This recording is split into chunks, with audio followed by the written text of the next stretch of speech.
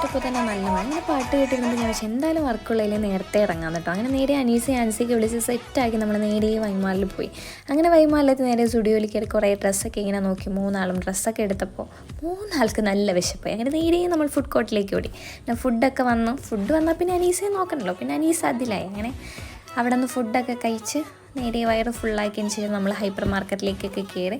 അങ്ങനെ നേരെ നമ്മുടെ ഈവനിങ് വർക്ക് ലൊക്കേഷനിലേക്ക് എത്തി. അങ്ങനെ ഓടിപ്പോയി ഡ്രസ്സൊക്കെ ചേഞ്ച് ചെയ്ത് സെറ്റായിട്ട് ഇങ്ങനെ ഇരിക്കുകയാണ് കേട്ടോ. നമുക്കിന്ന് വർക്കുള്ളത് നമ്മുടെ ട്രിപ്രയർ ലയൺസ് ക്ലബ്ബിലാണ്. അങ്ങനെ ബ്രൈഡ് ഗ്രൂമും ഒക്കെ എത്തി, അവരെ വെൽക്കം ചെയ്തു.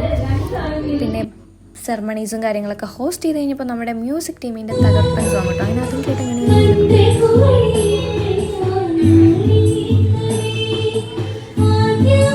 സോങ് കഴിഞ്ഞപ്പോൾ നമ്മുടെ ഡാൻസ് ടീമിൻ്റെ അടിപൊളി ഡാൻസ് കേട്ടോ.